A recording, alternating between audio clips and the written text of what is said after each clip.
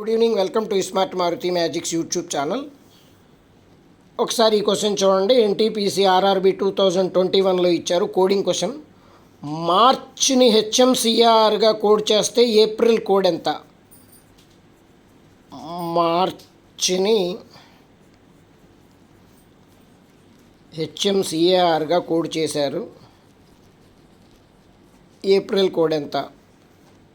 H ఏమో పక్క పక్కన రాశారు, ఏఆర్ చివరికి తీసుకొచ్చారు, సి ఇక్కడికి వచ్చింది. అలాగే మనం కూడా ఎల్ ఏ పక్క పక్కన రాద్దాం.